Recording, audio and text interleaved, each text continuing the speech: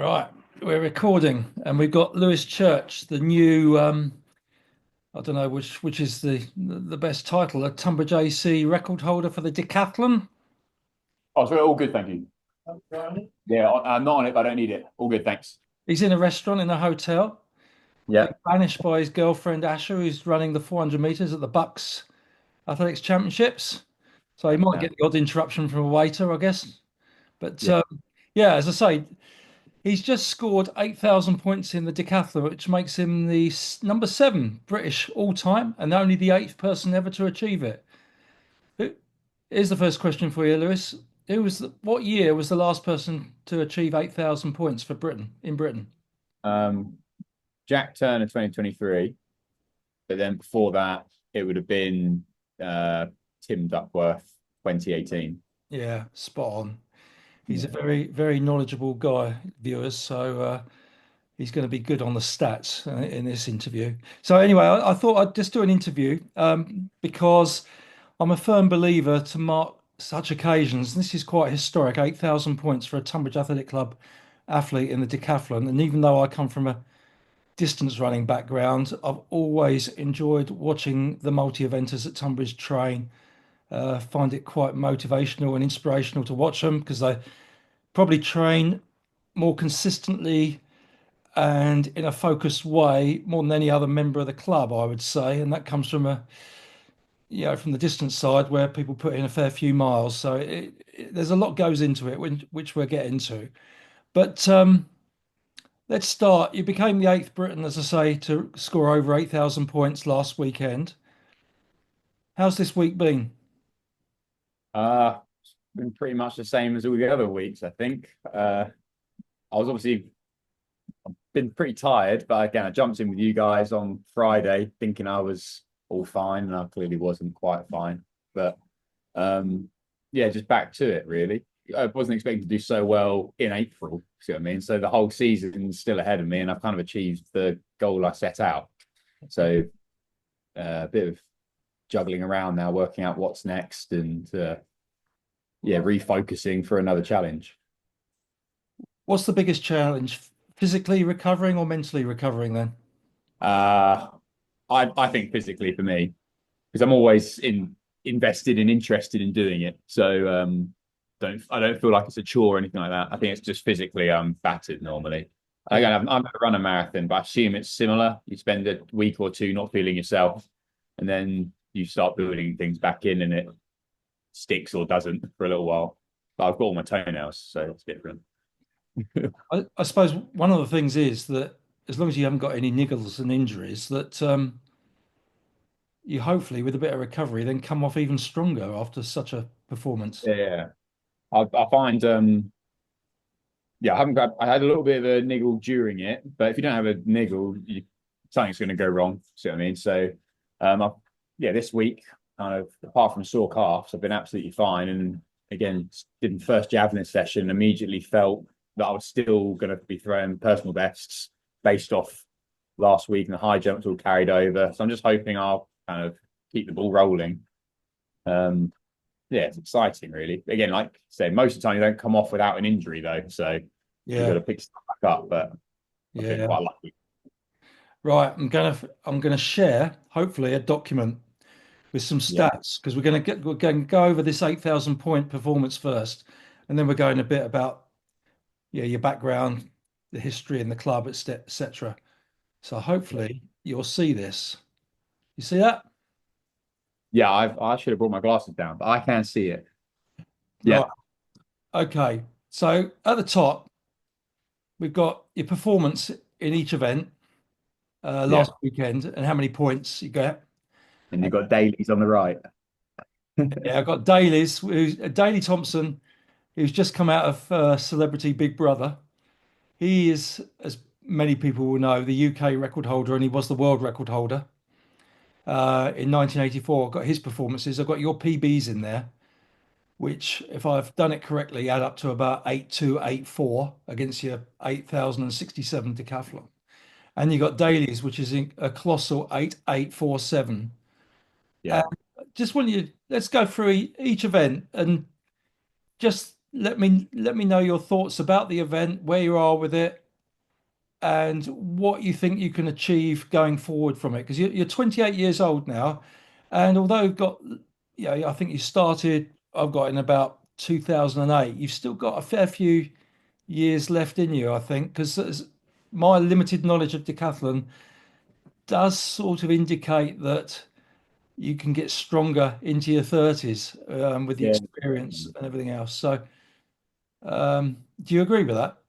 Yeah, 100%. I don't feel I feel like although I've been doing it since 2008 and I have taken it seriously ever since I started, um, I feel like I was quite like a late bloomer or a slow burner, really. I've never felt like I couldn't improve.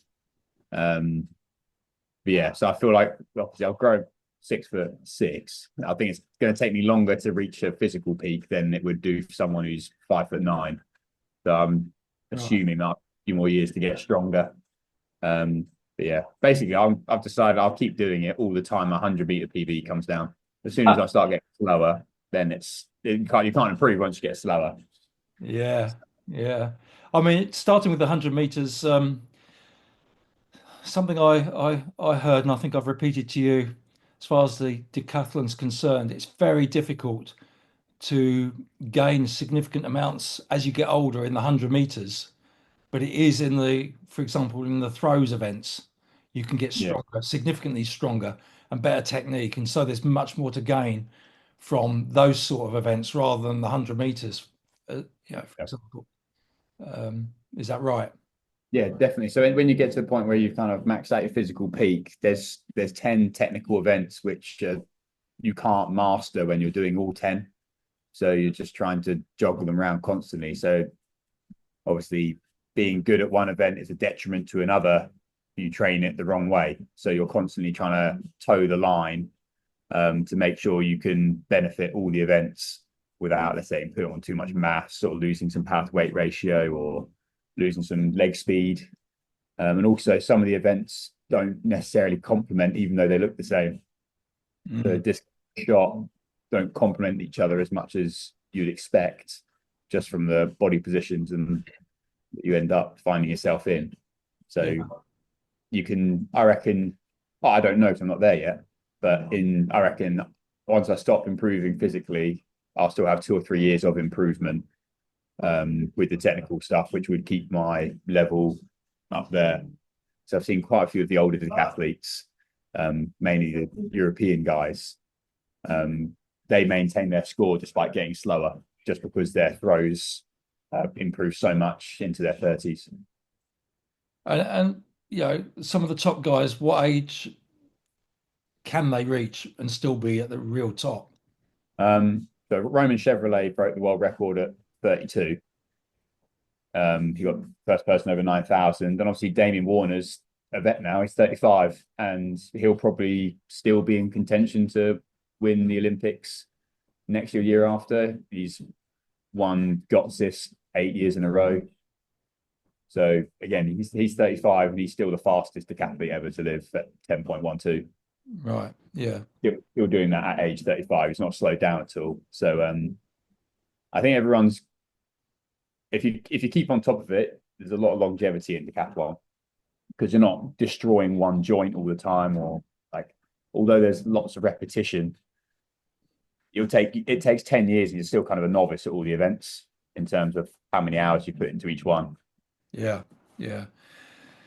So your PB before last weekend was 11.26 in the 100 meters, and you came straight out and around 11.16, which is quite a chunk off. And now Yeah. if I was you, I'd be thinking, "Oh, I've got to get under 11." Yeah, because I did that into a minus wind as well. So um, I'm expecting to go close to 11.0 at the next one. But yeah, speed just come on massively. Just done the same sessions constantly until they stopped getting better, but they haven't. So we just carried on doing the same ones. Any Um, reason for that? Why has it kept getting better?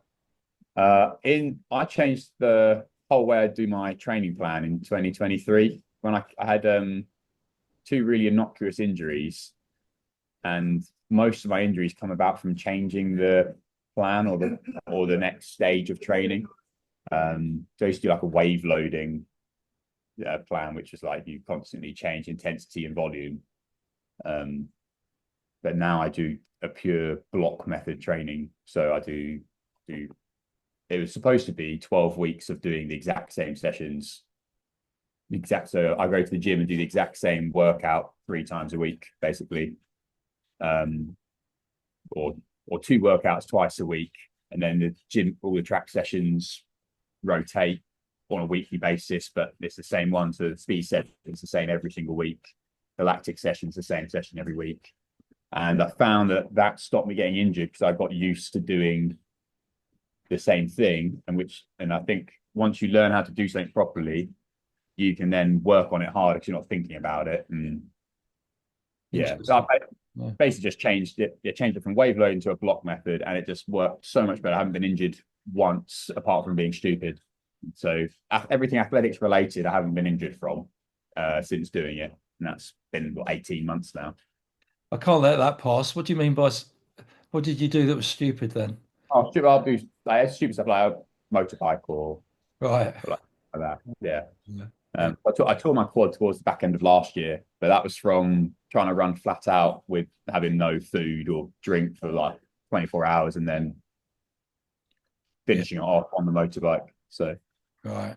Yeah. yeah, just being silly. Yeah, Okay. not doing that quite as much now, being sensible.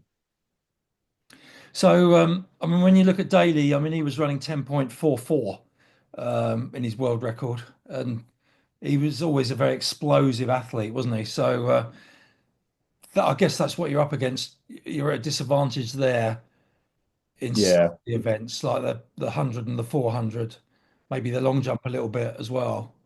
yeah. The only 3 events I see as barriers to me scoring that high is the 100. Because I think if I could run a 10-400, I'd run a 47-400. Uh, and I can do all the other stuff he's got on there. I can do his shot, do his high jump, hurdles, discus, pole vault. As soon as I get a bit more technical, same with javelin and 1500. It's only those 2 events, but they make a big difference because they carry over to so many others. Yeah, yeah. And so when you go through last weekend, then I find it remarkable that in it's a high risk event because you're multiplying the risk by 10 really of what can go wrong. It Yeah, seems to me. I mean, there's big ones. It can all be sailing along nicely for day one. And then you've got the hurdles, pole vault, and the javelin can always land flat or the yeah, discus go in the cage. I mean, it's a high risk event, the decathlon, isn't it? It's yeah. so can you hope for much more from, I mean, you're so close to your PBs on so many of those Uh, events. yeah, I would any other time I would have said, "Oh my God, that's a perfect decathlon." But I just cruised through it. Everything I did was first attempt, really. I didn't have any hiccups in it, and everything in training in the last 18 months, I've been operating at my PBs all the time. There's no event lagging behind anymore. It was javelin, and now that's a PB done that on the weekend. Yeah. So I firmly believe I can go into a competition and score 10 PBs. So as long as I can keep it like that for this year, then it should go a lot better. But like you said, with the amount of events that can go wrong, I've always been my main strength has been consistency. I've never mucked one up really. But the days are so different. Day one is purely who's the best athlete in terms of talent. It's really just speed and power. And then day two is who has been at the track for the longest, basically, who can keep their head screwed on. They're all technical, 5 technical, well, 4 technical events and one 1500, which is purely hard work. You can't get around the 1500 in a decathlon unless you're really conditioned because there's nothing left at that point. So Mm, it's very interesting how the days switch. You've got to be, yeah, mentally strong and have a lot of training behind you to consistently get day two to go right. mm. I found it interesting looking at where, if you take the performances and you look at where they were equivalent to last year's UK rankings, it's only the flat running events. You're outside the top 40 in the country. You know, Yeah, long jumps 39th last year would have been. Um, and all the others sort of 20th, 30th, which is so consistent. There's not a really weak event there. Yeah, Yeah, that's what strikes me. yeah, they're all. I think that highlights more the weakness of the individual eventers rather than How do you mean? in terms of like if I was ranked 25th for long jump. I think that's just because there's not enough people doing long jump. Because again, if you take the decathletes out of the rankings for the field events, there's not really a ranking. Right. Uh, we we occupy so many of the just below elite level spots. So I think most of 7 meter 50 to 7 meter jumpers will be decathletes. Then you'll have one or two proper long jumpers ahead of that. But Mm. Why yeah, I'm trying to is get that? everything. Why is that, do you think? I, I don't know. I just don't think. I think if you're interested in field events, you're probably interested in a few field events because it's. I'm amazed at people that just do one event in field events anyway, because there's no excitement just doing the same thing over and over again in the field events because you're not directly competing against someone really if you're on the long jump run up. It's not like the distance events where you've got 4 or 5 options. You can move up and move down disciplines. If you do a shot put, you're a shot putter, and I don't think that appeals to many people. So I reckon most people end up going into decathlon to have a bit of variety most of the time. Yeah. Um, but yeah, it would be interesting. I would like to see the stats of all of the events without the combined events is in, because the track events wouldn't change at all, but the field events would change massively. Mm. Yeah. Uh, Yeah. And you said to me in the week, the 1500 meters in particular, you were, um, for want of a better phrase, running quite defensively because you had your eye on the 8000. You didn't want to blow that. And so yeah, you didn't take any big risks in the 1500 and you're 8 seconds off your PB basically, but you're in pretty good nick to be able to break that PB. yeah. So everything in training I think I've done is between. It's been like doing like 68-second laps. That's kind of what I've been working at on the longer reps anyway. So I'd like to think if I run like 418 maybe, Mm. but I was so scared running around the 1500. I get more scared on the runs which I know I can do it. Because I think if it goes wrong, then it looks really bad and I've just blown it mentally or something's like mucked up. It's the ones which are like, oh, you have to run a PB by 4 seconds, which I'm not as nervous for because I'm going to put everything out there and that's going to be it. Yeah. See yes or no. Whereas I only had to run for 38, I think. And I don't think I've ever run that slow in a combined event. Yeah. So I thought, well, if I don't do this, it's going to be pretty bad. So I didn't want to go for 415, 420 and then blow up because I'm in a Yeah. position I've never been before. Yeah. Right. Yeah, that's my only regret from the weekend, to be honest, is not pushing that a bit more. But I would have done the same thing 10 times over anyway, just because I didn't want to end Yeah. up with 999 or something. Anything else from that before we move on? From those stats, anything else that stands out or is back of your mind Um, bugging you? Not bugging me as such, but I tried to. My aim for the weekend was to get every single event over 800 points, or as many as possible. So like my PB for 1500 is 809, and I was hoping they'll get the shot above. But yeah, my results are. Me and David have realised are remarkably consistent around 800 points. Mm. Whereas most people have like a 900 point event and then a 500 point event. I seem to be a very consistent decathlete, which I'm hoping will turn in my favor as I get better throughout the events because there's not a weak one. Yeah. Uh, Yeah. but yeah, Brilliant. no, I think well, yeah, look, putting dailies next to mine doesn't seem that difficult apart from the 100 and the long jump. Yeah. It's Yeah. much easier said than done, but I think I can get my PB score a bit higher than it is now. Yeah. You're better than him at the high jump. Yeah, You're close to him on the shot put at your best. yeah, exactly. Yeah, only I think it's Hurdles not far away. Yeah. looking at indoors, it's Daly and Dean Macy that have thrown further than me. So a guy called Alan Lindop sends me. Do you know Alan? No. He was Commonwealth Games selection management for like the Manchester Tommies and the Kuala Lumpur. But he started messaging me and sending me loads of stats of me against other UK decathletes where I'm on the rankings for average top 10 decathlons and certain events. And I think he sent it to me because I like it and Yeah. it'll keep motivating me. And it has, because I'm trying to search for a 1581 shot put to take the top spot on that. I think he said I was 12th of all time on an average, if you average your top 10 decathlons altogether. So Right. I'm just trying to climb Wow. up that. Yeah. Yeah. No, it all helps motivate. It's brilliant. Okay. Yeah. Right. I'll stop sharing that. That's enough of the stats there. And so, um, other than last weekend with your 8,000 points, and of course you won the multi stars event in Italy. Uh, what do you consider your biggest achievements in the sport to now, whether it's decathlon or anything else? In terms of like emotion and like being proud, it was the multi stars I did to get the qualifying mark for Commonwealth Games, just because it was so far out of reach at the time. And then obviously I've got it from a huge PB in the 1500. That was the biggest moment I've had. That's almost qualifying for my first major international. That sticks in my head completely in terms of like the most exciting moment of my career. This would have been if I had to run really hard for 1500, I think. But the fact it was kind of I'd done everything I needed to do, it didn't sit as such a huge achievement because it felt quite easy.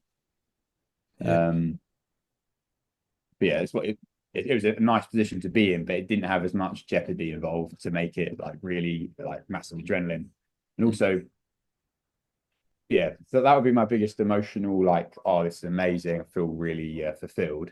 And then scoring the 8,000 points this time is probably second to it, but mainly because I won that competition. yeah, And, the only Brit to have won the men's multi stars. It's just ticking my name off and putting them on the wall, if you say, yeah, yeah, having an accolade. yeah. And just remind all of us, Commonwealth Games, you've got the qualifying standard quite early in the season again, didn't you? And you felt Yeah, you were on the way to getting selection. And remind us what happened then to not get the selection for the. yeah. So I did. I entered the same competition I did this year, 3 years ago, to make sure I could actually qualify for the Commonwealth Games because at the time they hadn't even confirmed if nationals was going to go ahead. So I thought, well, I'm not going to bother even entertaining nationals if it's not a qualifying event in terms of like specifically, and they're not even sure where if it's going to happen. So I did the early one, got the score, and thought, right, leave it there. I've sufficed every single criteria apart from the last very subjective one, and then that was it. And then it it ended up that the selection policy wasn't quite what the selection policy had written down, and there was a lot of politics involved. But I ended up not getting picked as part of the 70, and then appealed. My appeal was accepted, and then it went back to the same committee, and they said no, basically. So I went from the highest high to the lowest low because I've done everything apart from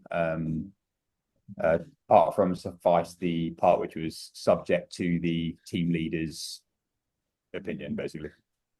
So yeah, those minor detail that I'd missed, which is to be well liked by the selector. And incredibly, it was your training partner, club mate, and somebody Yeah, never lost to, I think, in the multi events. Is that correct? Harry Kendall that was selected.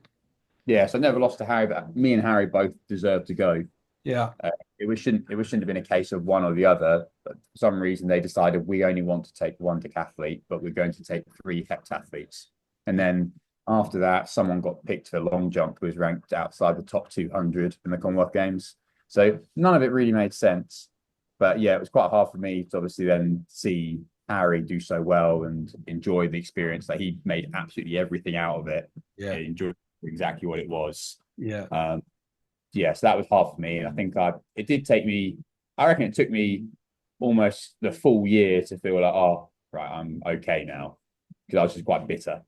Yeah. Um, but it's all good. Move on. I enjoy the sport, so it's obviously going to those events would be amazing, but I do because I enjoy doing it. Just having the recognition is part of it, really, isn't it? I like. Has it motivated you? Has it given you a fire in the belly that? Oh, massively. Yeah, I don't want to be in a. Even though I wasn't in a position where they couldn't pick me, I need to just cement my position constantly. So the last 2 years, I basically decided, well, they're not going to pick me unless I'm the best at everything. So my main motivation has been to compete against people that I haven't competed against yet and make sure I don't lose to anyone. Right. Yeah. And that's I go into so I went into nationals competing against one of the younger decathletes, Sammy Bull, and thinking like my career is over unless I beat him. So I was so amped up to do that, and I think I want it more than other people because I know, but in my mind, that's how much it means to me in terms of if I get beaten once by someone, they're going to pick the younger guy, or they're going to pick someone else just because I almost seem like the gatekeeper. It seems to be, oh, Lewis won nationals. Oh, okay. Or if someone else would win and beat me, it'd be good competition. Yeah. So it used to be like that. But Yeah. Decathlon UK is getting massive in the last few years, and I think this year is going to be huge. I think there'll be a few guys around 8,000. Yeah. Uh, Interesting. Feel pretty quick on.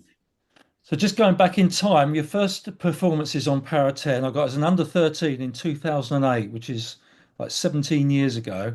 100 meters 14.3, high jump 1 meter 40, long jump 4:16. Can you Yeah, remember any of those times? What stood I out I that? remember that competition, but I did do one before that, but it predated Power of 10. It was on athletics data. Oh yeah. Yeah, I did. I think I did two.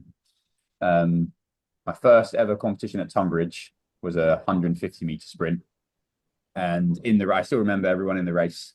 So Harry was in my race, boy called Joe Milton, Joe Clark, Lewis Jackson, and there was one more Alex Kidd, I think another Tunbridge boy.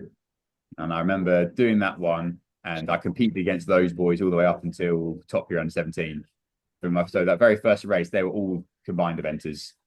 Wow. Um, yeah, I remember that one really well. I ran 21.81, and then that was it really. That was my first competition. Oh no, actually no, tell a lie. I did one in 2004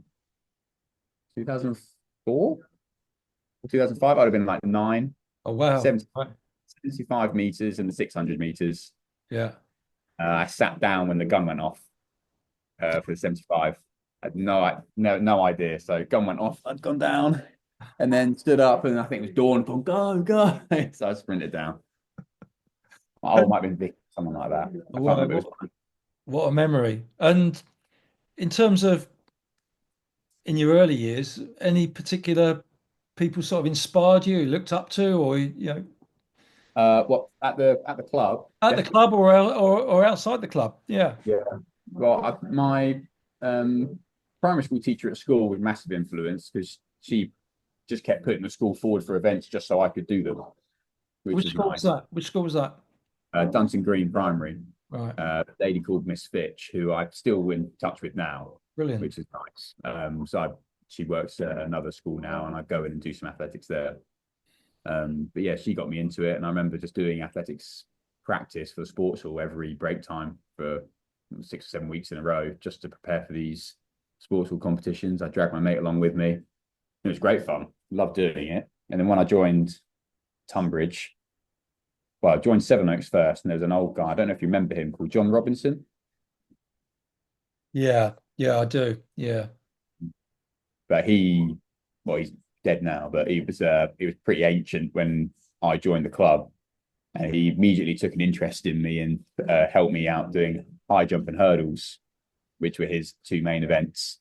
And then when he couldn't really coach anymore, then I moved to Tunbridge, and I somehow ended up in David Hull's group, but I was only 12 or 13, so I don't know how he wasn't really coaching young ones, and I wasn't really a huge talent as such.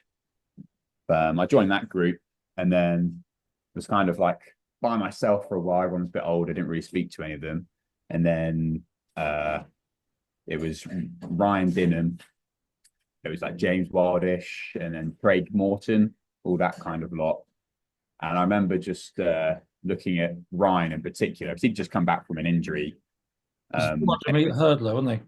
Yeah. yeah, so he was definitely like a character, like off the Maverick, to look a bit different to everyone else. But I just looked at him and thought, I'm probably going to be that shape. And I think I took a lot of motivation seeing him come back from when he was injured to then getting better. And I was just kind of asking David, I could just jump in anything with him. So yeah, I really enjoyed doing that. And I think those people that were slightly better than me and a lot older, but still talking to me and keeping me involved was a massive inspiration for me. Yeah. Especially Ryan, he would be like, "Oh, go on, come down on Wednesday, we'll do circuits." And I was only 14 or 15 at the time, and to be like pulled along by the again people who are my age now was was great for me. Yeah. Yeah. Which secondary school did you go to? I went to boys' grammar in Tonbridge. Yeah.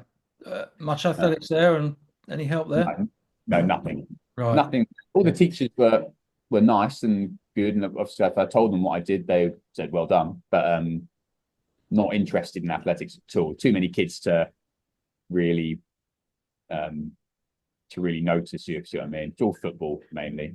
Yeah.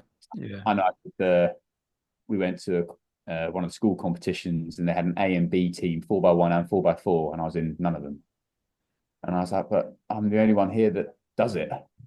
And so they had people running the 400 in like 68 seconds. And like, oh, no, don't worry, Lewis, you can go home now. We won't need you. We've got some fast guys. I was like, oh, okay, whatever. Just go home. Yeah, it's Yeah. interesting. But Yeah. I've just always loved the club coming down. Well, Tuesday and Thursday initially. And as soon as I found out there was Sunday, I came down every Sunday from that point. And then now it's every day of the week. So Yeah.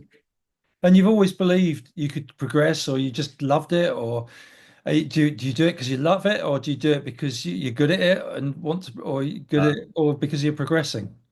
I I just see athletics as like a video game, like just leveling up, trying to get PBs and be better all the time. So for me, I do it I do it mainly because I love doing it. It's my hobby. Like I'd be bored if I wasn't doing it. And I there's not another sport which I would jump at the opportunity doing instead. It's not like I'm sacrificing other sport for athletics. Athletics is the sport I want to do if I had some spare time. So that's that. But when I first started doing combined events, when Ian Presnell sent me to one of the teams, um, I remember from that point I was like, right, I reckon I could be quite good at this. After it was after the second, might have been the third year of doing combined events, I thought that this could be my event now, and it was just before I thought I was going to give up doing it altogether. So quite a good point, really. What age was Uh, that? would have been bottom year under 17. Right. So I did my first under 15 one, and Ian will tell you, but he's got in his book, Don't Pick Again. I came dead last in the regionals. And then the next year, I did okay, like 22nd or something in the nationals. And then the next year, I got really good at high jump. So bottom year under 17. And I really I've been injured quite a bit just from growing pains, went from like 5'5" to 6 foot, whatever. And I remember saying to my dad, oh, I really don't want to do it because there's 1500 in it. And he basically went, this was the 2 days before, and he went, if you don't want to do it, there's the phone, and you tell Ian with much worse words than this. You tell Ian what kind of person you are and how much you're going down. I thought, oh, I can't do that. So I'll go. So I went and did it, got 7 PBs. And then from that moment onwards, I thought I'm doing decathlon. I just loved it. And that was the moment where I just then got obsessed with the stats. And at that evening after that competition, I mapped out what I was going to do next year in terms of all the scores I thought I could do. And then I put down what I thought I could do in 10 years' time. And I'm not too far off on some of them, but What year was that? What was that? What that year then? that was 2012. Right.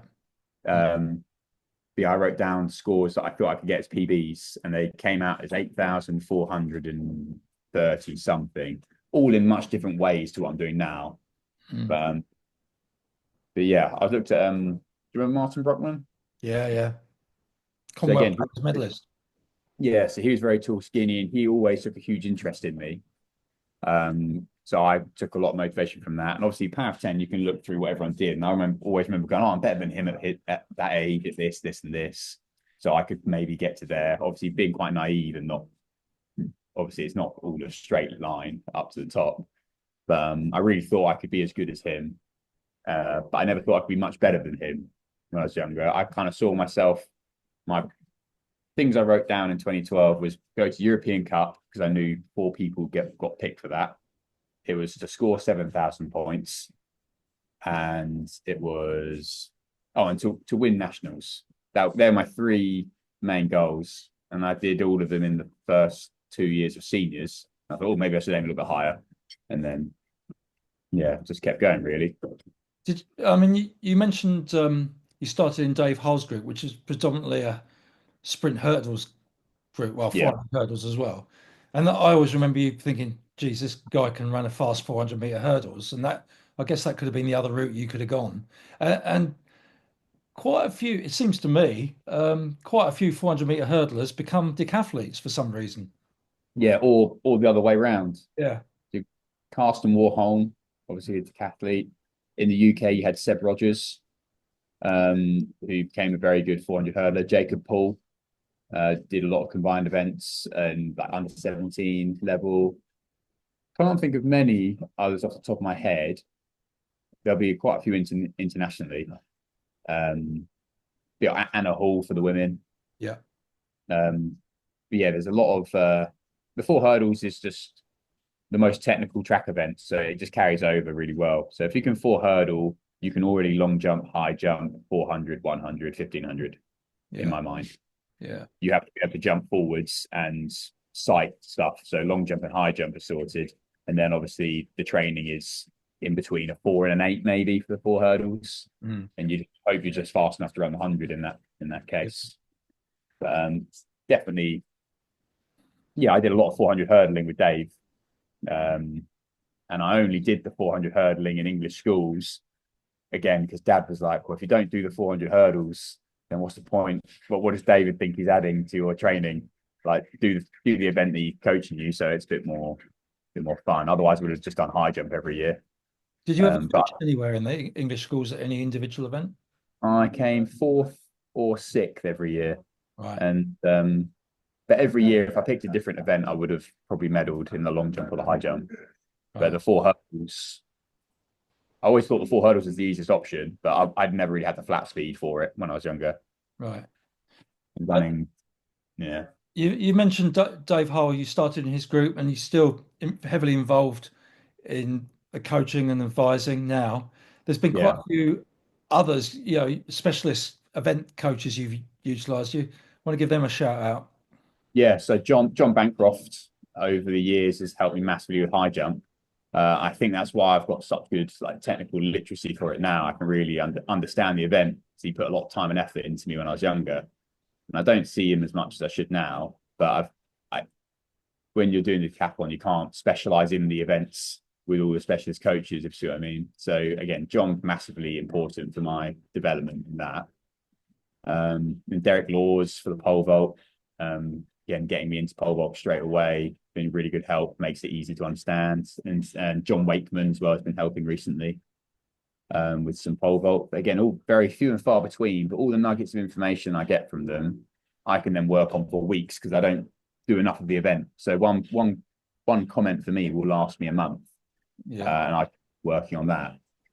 Who else? Mark Chapman's been helping me a lot recently with throws. I coach down at Medway on Saturdays, so we have a lot of conversation. I'll show him videos. I don't get as much like hands-on coaching as I'd like from it, but again, I can take those bits of information away. There's more than just that, but yeah, I've had a lot of very helpful coaches point me in the right direction. But even at the track, like I've jumped in with your sessions, Andy will throw something out there every now and then, even if it's not directly at me, it's something food for thought. Um, Very fortunate to have such an inclusive club to be at, well, county even. Yeah. Uh, and I've put myself into positions where I can talk to those people, and they've been nice enough to offer guidance. Yeah. Yeah. I've been very fortunate, definitely. And it somehow it's developed that you've got well, it's an ideal size multi-events group at Tonbridge at the moment, isn't it? With you're Yeah, sharing, you can see you all working together, just supporting each other, giving advice, chipping in. You've got some young ones in there as well. When I say young, just university or finishing school or whatever. yeah, Um, and it just strikes me it's just a great sort of environment to be a multi-eventer in. yeah, yeah, definitely. I think the addition of Stephen into the group has Simmons. been, Yeah. yeah, it's been like huge for me personally. Because me and Harry have trained together so many years, we kind of pigeonholed ourselves into, oh, that's what we do. This is what we do. Uh, when Stephen joined, he's very dedicated and quite competitive as well. And having a third person to bounce off has really helped. Even like track sessions, if previously, if Harry'd gone off ahead of me in a 400 session, I'll be thinking, oh, well, I'm probably about where I need to be. Whereas now, if I see them both go off, I think, well, no, he shouldn't be there, so I have to chase him. So we we are we are much more competitive, and I think the level, although we're maybe not as concentrating as much sometimes, the level of intensity is much higher. So we're getting more out of every rep we're doing, every throw we're doing, and it's just a lot more. It's just fun. Uh, yeah, I Is mean, there any other group like it in the country for multi-event? You got well three internationals basically, senior internationals, haven't you? I imagine I don't know about decathletes of that level, but for other like the heptathletes there is, but I don't think anyone's got the same amount of rivalry as we have in a group. Friendly rivalry. It's quite unique, I think. So I see other groups and they're all just kind of floating through training and just doing their thing. Well, we're feels like we're in a competition every day of the year. Yeah, Um, and even if we're not, we try and make it, put a bet on the line or something. yeah, Um, yeah, I think that's again. I keep saying to people, I've made more progress in the last 9 months than I've made in the last 5 years yeah, because of consistent work and bit of rivalry all the time. yeah. Interesting. And Yeah, knowing that the other two are training really hard, you become more accountable. yeah, And you get asked, "Oh, what did you do yesterday?" And you go, "Oh, nothing." And you go, "Well, I did loads." So yeah, it's yeah, it's quite good. yeah. And to support it all, what life choices have you made to support your athletics ambitions, and what jobs do you have to support your athletics? Yeah. So this I've been doing, as you know, like the West Kent Athletics Club. I set up in lockdown um, to basically aligned with everything that worked for me. I needed an income. I needed something I can actually do well. And apart from athletics, I don't really have any career prospects because I've spent so much time just doing athletics. I don't have any degrees or A levels really. Um, so I thought I know I can coach well. I enjoy coaching. Been doing it since school. So I thought there's a niche for it. There's loads of waiting lists at Sevenoaks, Tunbridge, and Medway. And I just thought, well, I'll fit into those waiting lists. And first of all, I love club athletics. So for me to do that, it was helping club athletics because I wasn't diluting it. I'm just another person making sure no one gets lost en route. Yeah, Um, and then I can earn a living out of it uh, to then fund my career. And that's Harry does it with me, and he's in the same position as me in terms of wanting to fund the athletics. So it was a perfect setup, really. Yeah, so just going into schools, one-to-one coaching for real keen beans, and then the small club sessions, getting them ready for athletics clubs. But it has been a lot more intense now than I expected it to be. I probably do more work than I do training, but I need to get a house, so yeah, need to think. yeah, Yeah, yeah. I absolutely love it. And on top of that, have you ever had any support from the governing bodies or sponsors? Uh, I had so I had a lump sum of money from a guy called Pat Homewood, which was very nice when I was younger. And that was in 2016. And I think he gave me, I think it was £2,000 or might have been £3,000 just straight up and said, do what you can with that. But as it was, I broke both my feet that year. So it was all gone after the three MRI scans. But if without those MRI scans, I wouldn't be doing anything. So that was like very influential to keep me in the sport. And then sports aid, I think it was £500 one year. But apart from that, I've never had any support from the governing bodies as such, not money wise anyway. In terms of opportunity, I was part of the England Athletics COVID elite program where you could access facilities with one person. So I used to take David with me to access the facilities once a week at Lee Valley, which was very helpful. But yeah, not I've never had any communication with British Athletics ever, really. Only when I've been selected for the small internationals, which used to happen, which don't anymore. Right. Yeah. Yeah. Mm. And It's quite hard to get money from the governing body, yeah. isn't it? But I also found out recently you have to enter at a high level if you've already been on it before. So if you go on as podium, you have to enter as podium again or higher, or potential. You can't enter as potential again. So you've got to improve when you're off funding. I did not do that at all. Yeah. And what's a typical week of training? How does it all stack together? You know, you've mentioned you're working more than training, but in Yeah. terms of training, you know, Yeah. what's a typical week? It's quite tough. I gym. It's easier to work out winter training because it's very black and white. The summer training where all competitions come in, it all juggles around a bit. But generally, my week would be gym sessions Monday, Tuesday, Thursday, Friday. And then I'd have running sessions on Tuesday, Thursday, Sunday. And then I'd have technical sessions on Monday, Thursday, Friday with it. So yeah, Monday I do half a gym session and then head down to track, do some hurdles or some javelin normally. Tuesday will be a bit of gym again in the morning, not a massive session, just enough. And then discus, hurdles, and 1500. I think we were doing. Wednesday is rest, complete rest. So just work on Wednesdays.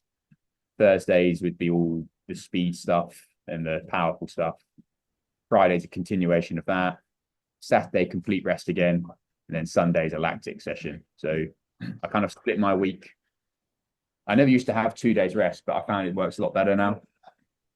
So my week starts on Thursday and I have the weeks in two parts effectively. So Thursday to Sunday is everything that's powerful and you need to be fresh for. And then Monday and Tuesday are just, I'm dead already. Let's just get what we can out of the week and then reset on Wednesday again. And I do think the amount of hours I think about training and implement different things, I've got the golden formula for a decathlete. It's you have to structure the power stuff at the start of the week because if you do it at the end of the week, you're either going to get injured or it's still just endurance. Because as soon as you're tired, everything's endurance in multi events. Whereas like you guys can kind of run consistently and still your main aim is endurance. Whereas if anything, endurance for us is a detriment to the other 9 events. The only endurance part of the decathlon is surviving it. It's being able to be powerful 10 times over, which is the endurance aspect. So there's no real aerobic capacity in decathlon. So it's really hard to structure the week to make that work. And I mean, you make it sound like, yeah, I do this session, that session. To most of us, that'd be like an hour and a half, but you're there for like 4 hours, aren't you? Yeah. So my gym sessions are normally like an hour and 30. And my main aim in those is to never be tired. So I'll take rest as long as I need so I can do the next rep. perfectly.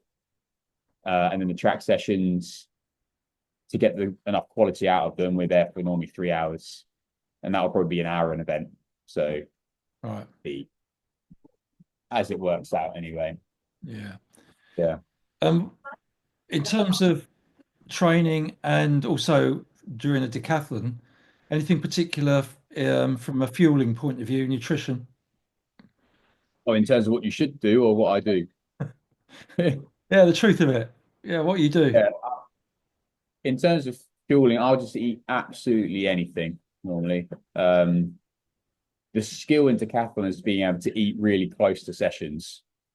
So you've got to kind of work out what foods work. And I know that I can't eat onion or bacon or anything very like salty or fatty just before running. But I've got quite good at eating a whole breakfast 20 minutes before a lactic session. I think that's a skill you need to have to be fresh throughout the whole competition. Because I still find every this 8,000 point decathlon is the first one I've done where I've actually nailed the nutrition side of it. So and that was purely because of their organization, not my organization. So I had breakfast at the right time because they said they had breakfast like 8:30 and the event was at 12 because they had the shuttles going to the event at that time. And I'd just be snacking in between before the 100. And then after the first event, they gave us a food voucher where we had like, it was rice and chicken, stuff like that. And I ate that at that point thinking, oh my God, I'm going to be pretty full later. But I wasn't at all. And that kept me going throughout the whole day. Normally I'd have breakfast and then be too nervous to eat. And then by the time you get to 400 or the 1500 at the end of each day, you're just knackered, got nothing left. But yeah, Lewis, eating. do you actually, it's a good point actually. Do you actually get, I mean, when you're doing an 800 meters or a 1500 meters, we all get nervous before on the start line or before. Do you get nervous before every single event in the decathlon in a different way? No, some people will imagine I'm only nervous, like cacking my pants for the 400 and the 15. Right. So for the 400, just because I, for me, I'm just not as confident in them. I suddenly think, oh, what if I suddenly get a stitch or something like that? All silly things. But all the other events are quite calm. The only thing that's nerve-wracking for them is the very first attempts. So long jump, first attempt, my heart's going in the blocks of the 100 meters. Obviously, all the track events, as much adrenaline as you imagine. But the relaxing events are things like discus, javelin, and shot. I don't get as much of an adrenaline rush for those. And then that makes them the hardest ones to do well in because you're not getting that feeling because it's so hard to be up and down the whole weekend. But then the most dramatic parts in history of the decathlon, in my memory, are, you know, first failure at the long jump. You've only got three attempts, or you've only got Yeah, three throws in the discus. Daley Thompson, 1984, Los Angeles. You yeah, know, yeah. The it discus, turned it yeah. around just on the last throw of three. It's fine lines, isn't it? Oh yeah, it's massive. And again, you only realize you're in the situation when it's presented. See what I mean? So I go into the circle most of the time for the discus thinking, oh my God, please get it out the net. But as soon as one's out the net, I've got no nerves. I'm just thinking about hitting it as hard as I can. But then you've got the flip side of that is you try and get a safe one in and it's too safe. You haven't got any points from it. And then you're still at square one. So the best way to do it is throw all of them as hard as you can and trust the training you've done. But to actually get yourself to do that is difficult. And the hardest thing with the decathlon is the mentality and how you manage the 10 events. It's not the physicality of it. Everyone's done 1,000 throws of discus in training and probably thrown 990 out the net. But when you suddenly get that one that goes in the net, that's all you think about. It's a bit like penalty shootout football. Can you actually replicate it in practice then? That feel, Yeah, how important it is. sometimes I think you've really got to be clued up to do it. I really struggle to get up for those kind of things training. But even recently, quite a few shot competitions as a group, and we'll obviously put a little bet on it. And I get really up for those. That's the only time I can liken it to it. But if someone goes, "Oh yeah, okay, this is your competition throw," it's been like, "Oh, yeah, okay, whatever." It's quite hard to actually replicate it because you Yeah. know it's not real. It was one thing I listened to a podcast interview with Tiger Woods' caddy or his old caddy, Yeah, and he was explaining that he goes to the driving range. He doesn't just bash balls up there every single attempt. He's yeah, trying to do something specific for and getting up for. It's so intense every shot, even on the driving range. yeah. And I think that's the kind of energy that needs to be put into training more. It's just hard to stay that focused for that long. I think that's what the decathlon and golf are quite similar in every single thing matters, but even more so in golf because every single shot is actively impacting your score. Mm. The decathlon, you kind of go through phases of not really concentrating because you can just get away with it. Like the vertical jumps, you get three goes at each height. I found on the weekend I was almost asleep at 2:01. And then it got to the third attempt, and David's sitting there going, "What are you doing?" And then suddenly, adrenaline rush, going, "Oh my god, I'm going to go out here." The lapses of concentration happen quite a lot.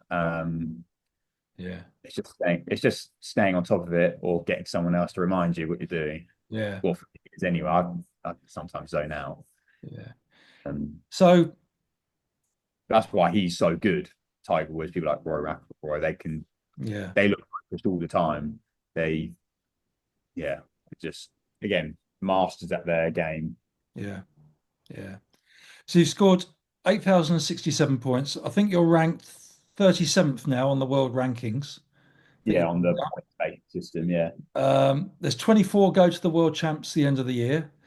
You're yeah, 22nd in of the Europeans, I think, on those ranking lists. What going forward? I think the UK qualifying is 8,250. yeah. So what are the prospects? What are you aiming at the rest of the Uh, season? I'm waiting. I'm hoping at some point this weekend I'll get an invite to Gotsis, the Austrian decathlon, which is the mecca of the decathlon, and it's their 50th anniversary. So it'd be an amazing thing to go to. And if I'm there, I'd like to think I could get the 8250. But obviously that would require scoring all my PBs. But I do think I've got a lot to give in some of the events if I have a tailwind. But I I think I can score over 8,200 if I have a perfect decathlon. So I'm looking to get the world standard. And if I fall short, I've qualified for everything next year anyway. So How does that work? in the decathlon, it's like marathon. You have your time for 18 months. And the Commonwealth Games standard last time was 7,750. So if it's anything more than 8,000, I'll be amazed considering it's local.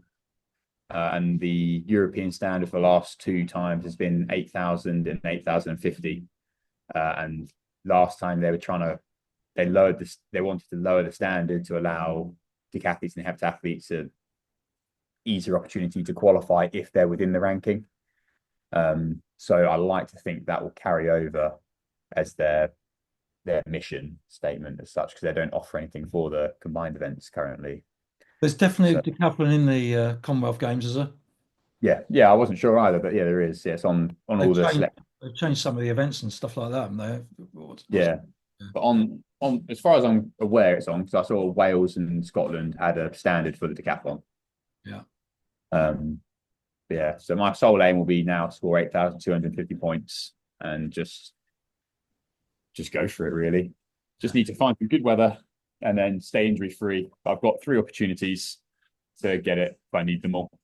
Gotsis, what's the Got others? to There's nationals, and nationals has a higher weighting on the points you get for the ranking points.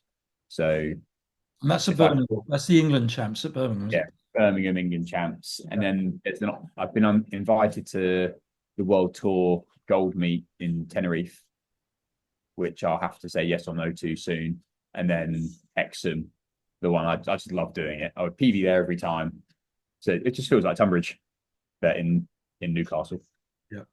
Um, and that'll be on the deadline day for the World Champs qualifier. So Mm. I'll be doing that one if I haven't got it, regardless. Even if I've done 5 decathlons, I'll still be doing that one just to give it a go. Mm.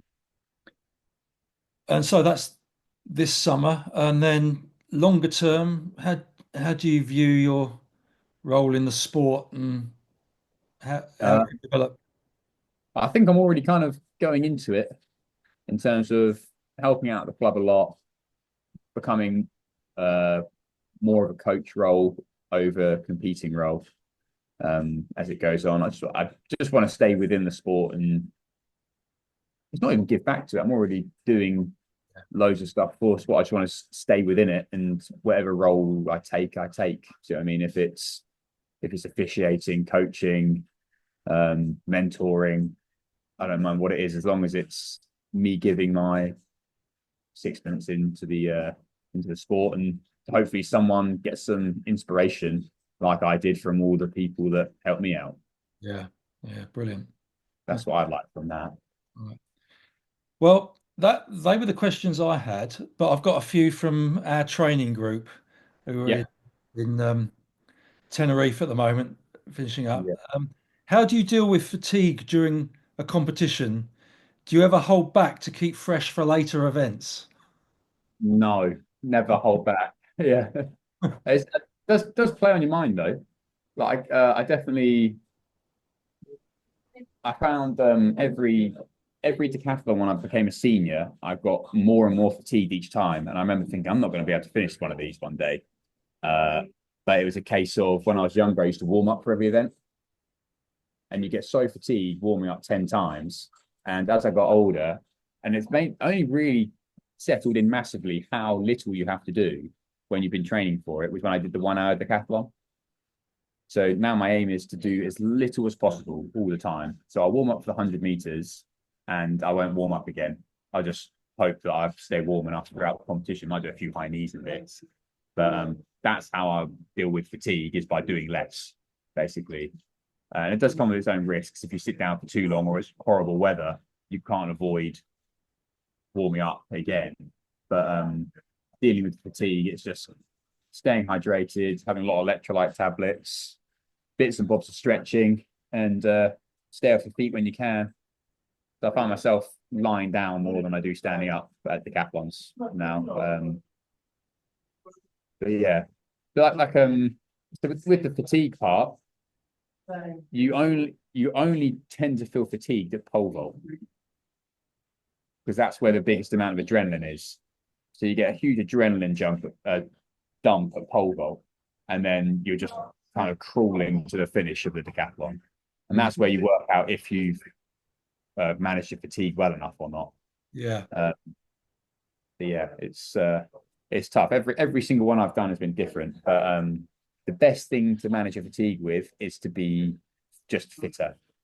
Just being if you so in training, my work now has made me a lot fitter because I'm on my feet 12 or 13 hours a day. I'm not as phased in the decathlons now. Whereas interesting. when I was younger and thinking, oh, I'm a full-time athlete, I wasn't really walking around. I probably wasn't doing 10,000 steps. I wasn't fit enough just at living. Do you know what I mean? So when I suddenly do 25,000 steps a day in the decathlon, it was suddenly a massive extra amount of load. Yeah, Yeah. yeah, tough. Don't know who gave me this one. Who was your sporting heroes growing up? Or Uh, I had a pin up of Robbie Grabaz oh, the from high jumper. Yeah, yeah. So you take it out of Athletics Weekly. So Phillips Dohu as well, with the red hair and the triple jump. jump. Yeah, Yeah, I mainly like the jumpers. Um, this is when I was a lot younger. So when I was just finding out about athletics, Christian Malcolm. So I was obsessed with Christian Malcolm. I thought he was going to win the Olympics. Again, I just had favourites rather than realizing Usain Bolt was in it. Um, so they'd be the three straight away that jump out of me in terms of like British interest. Um, and then as I got into the sport, I was kind of more interested in the people that weren't quite at the highest point. So it was like Martin Brotman for me at the time. Uh, yeah, a few others, but yeah, I ended up being inspired or looking up to people that I could relate to. That I couldn't relate to Dwayne Chambers because I was never going to run like Dwayne Chambers or um yeah. So they're the kind of people I was inspired by. Yeah, And then recently, I'm inspired by Jakob, just completely in awe of him, and he's exactly what I want to be when I compete all the time, which is he turns up to every champs. He doesn't care if he wins or loses. He's going to give it his best go, and he leaves everything. He leaves nothing to chance. He goes for absolutely everything. yeah, yeah, He's my current inspiration. yeah. Good. Um, Favorite venue to compete at? Hexham for a decathlon, and Tonbridge for anything else. What's special about Hexham then? I I just got. I think it was always because it's the end of the year. My first ever 7,000 points decathlon. It was my first 7,500. It wasn't my first 8,000, but I got a PB there as well at the end of summer. It's got the same feel as Tunbridge in terms of the track's the same. There's just a instead of the bank, there's a wall all the way around it. It feels cozy. There's a pub on the corner. People are just. It's almost like everyone's disinterested around it, but everything's happening inside. Yeah, Um, yeah, I just really like it. yeah, Doesn't feel yeah, just feels like home really. yeah. But um, but yeah, Um, then Tunbridge for normal competitions, just because more people I know really. yeah, But anything that can give me a bit of buzz, like the Easter Monday Open, I felt so much adrenaline because there's loads of people around watching, like all the kids I coach were all standing there, and for them it's like a big deal. And when someone else thinks it's a big deal, it doesn't help, but it just rubs off on you. And you go, right, well, okay, well, I better perform now because they're expecting something good. So yeah, that's when you did your high jump PB 207. Mm, yeah. yeah. I had one of the boys that just joined Chris's group, Aaron. He was there, fist bumping me, going, "Are you going to win?" I was like, "Oh, of course I'm going to win. I'm going to." Oh, right, I better do it now because it's either like win yes or lose your rubbish. So Yeah, um, terrific. yeah, Yeah. I guess I know the answer to this one. Well, I think I do, but you can say it. If you could drop one event from the decathlon and swap it for another, what would you choose? uh, terms of my own performance, I don't know if I want to do performance or things I think I could score more at. Um, don't know. If I was doing it for performance in terms of things I think I could be good at, I'd take out the 400 and put hammer throw in Oh, really? because I think I'd be quite good at hammer. Oh, you don't know whether you're good at hammer. Well, when we all did it that one year in NAL, when everyone had one go, I was Right. quite good at it. So I assume I could keep getting better at it. But Have you got a hammer throw on the Power 10 then? yeah, I did. I think I did 33.85. Okay. Right. Yeah. I thought you might Uh, put 400 hurdles instead of 1500.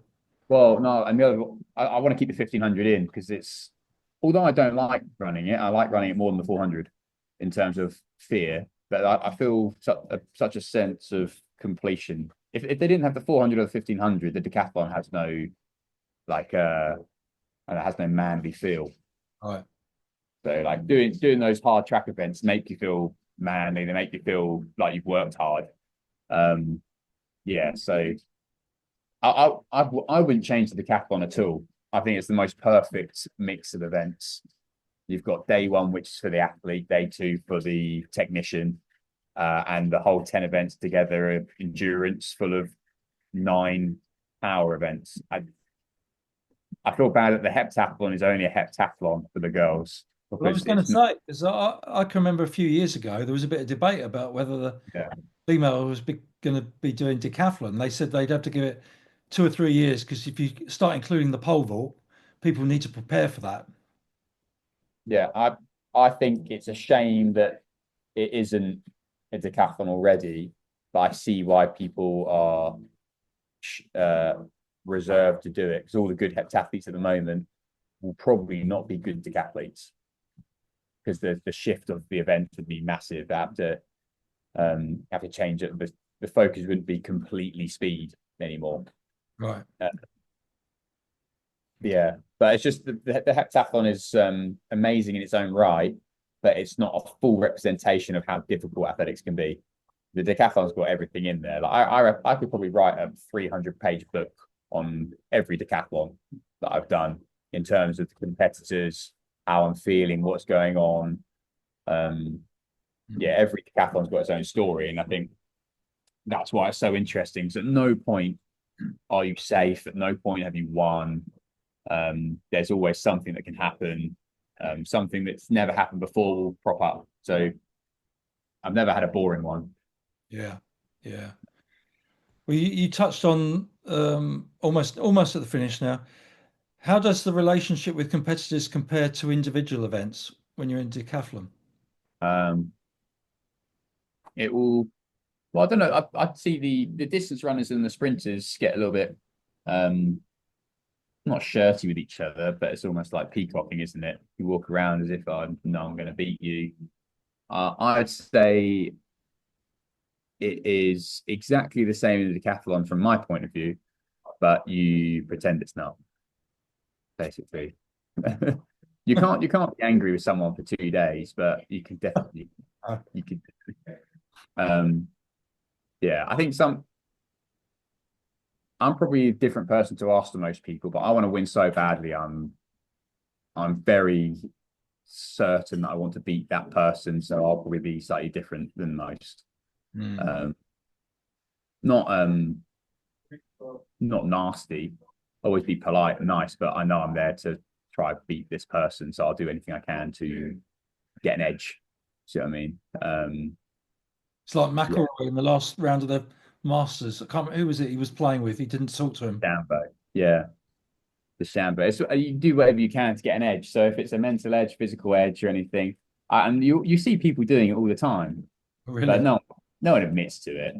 Mm. Like some of the boys will come in, like do a warm up height or something really high and high jump just to be like, oh yeah, you've got no chance to beat me in this, or I'll do the same. I'll try to do something, keep my trackies on until people are out, Yeah. or yeah, make sure you warm up really well next to the person you want to beat, stuff like that. I don't know. Everyone's probably got their own thing. I probably think about it more than others. Right. Yeah. Um, Yeah. yeah. I'd say on a whole, everyone's pretty uptight, nervous, and like you'd expect in individual events on day one. And by day two, everyone's bored of being focused and aggressive, and everyone's lightened up and chatting away. Yeah. Yeah. It's more about you can't keep that persona because it's not everyone. Do you actually give advice to each other during the competition? Yes, and it's always with gritted teeth, but it's always the right thing to do. So sometimes even if someone's in direct competition with you, that I've lent someone my poles. Well, I'll never say no. Lend my poles to someone who's in direct competition to me, and they'll clear a heart and I go, oh, for God's sake, why have I done that? But again, I don't want to win a competition because of equipment. I want to win a competition through merit. Yeah.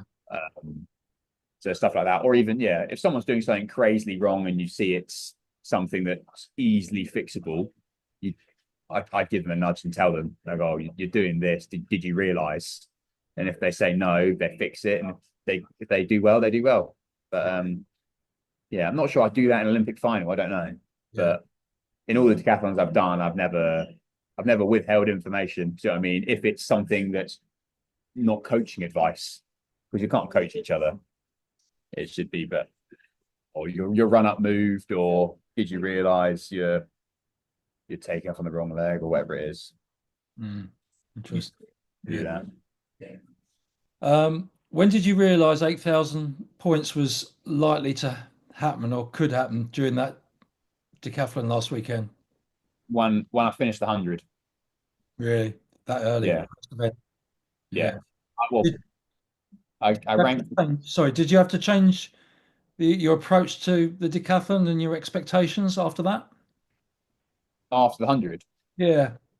No, it just made me realize it was actually on. So again, I just thought, oh, well, every event was please don't cock it up.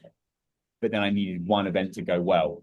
I always knew if I did 10 average events, I would be between 7,950 and 8,000 because I probably did calculations every day on what I thought I could do that day.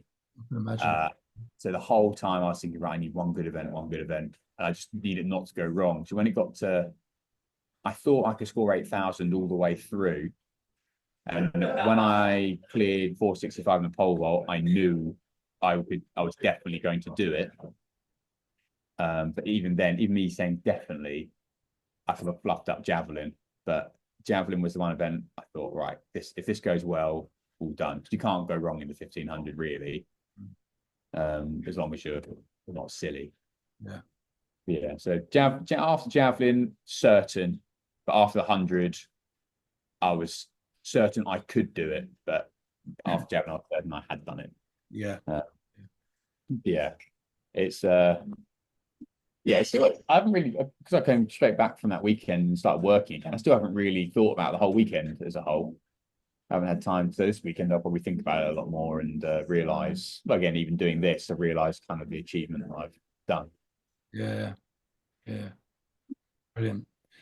Last question, bit left field from Jamie Brown.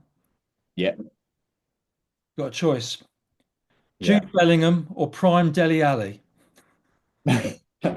I'll go Jude Bellingham. He's a Tottenham fan, obviously. Yeah. Yeah.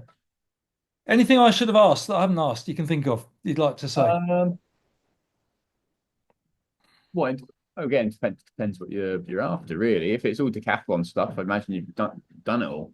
But if it's training approach and stuff like that, I just yeah, I think the thing I'd like people to hear is that it's taken me 18 years Mm. to get where I thought I could get to. And that's not through doing anything crazy. If anything, it's by just being more and more patient, not trying to. Last year, I was really overreaching, trying to score 8,000 points.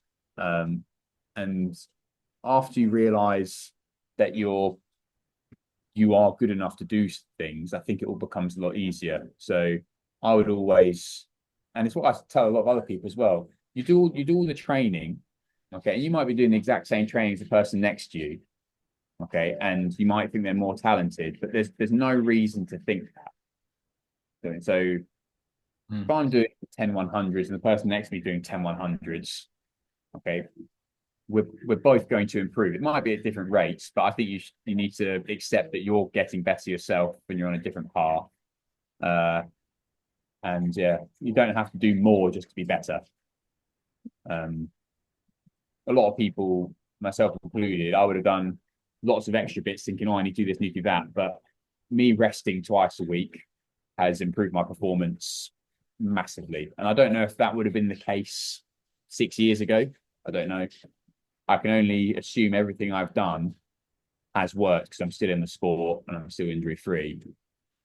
But Mm. very difficult. I don't know if you get this as well. But do you set sessions and go, oh, if I was doing it that way 5 years ago, they'd all be a lot better by now. You ever thought that? I don't know if it's a bit black and No, white but on. I think as a distance or middle distance running coach, number one is keeping people, well, not number one, because keeping people consistent, which means injury free. So being Yeah, really careful, you don't try and hammer everything. Make sure they're recovering in between and make sure they're motivated, enjoy it. Those are the sort of yeah. things. Uh, uh, and you've got to be so patient, as you say. And I often say to people, you will improve, but you'll never quite know when it's going to happen, but it will happen, you know. Oh, yeah. Again, I reckon. So the last 3 years, this has been my first winter without injury in 3 or 4 years, and that's purely because I've stuck to exactly what I said or done less. I've not once done more than I said I was going to do. And I think that is a massive part of it. When you write stuff down at the start of the year, you've written it down as a perfect scenario. Well, it's never going to be perfect, but you should never be striving for more than the perfect amount because your body's not going to respond well to it. Mm. Uh, but yeah, so again, finally had this big block of training. I'm not worried about weight. I'm not worried about what I'm eating or anything. I've just trained what I've done and then thought, right, I'm at this point, get ready for competition. Because Yeah. I've had setbacks before just by trying to be lighter, thinking, oh, my high jump's going to be worse because of I've gotten a bit of weight. Well, I'm 101 to 104 kilos this year, and I thought I'd never do a PB unless I was 91 kilos. It just shows how you my mindset was holding me back. Yeah. Probably under fueling and doing too much, not resting enough.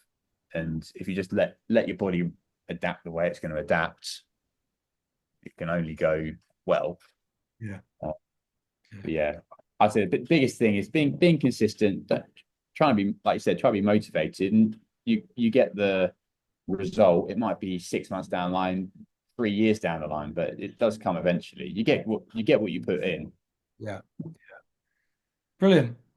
Thanks, Yeah. Lewis. And every best wish for the rest of the summer and beyond. Thank you. Yeah, either NAL or Decathlon. So And just hope this is recorded. yeah, it is. It is. I can see it. Oh, poor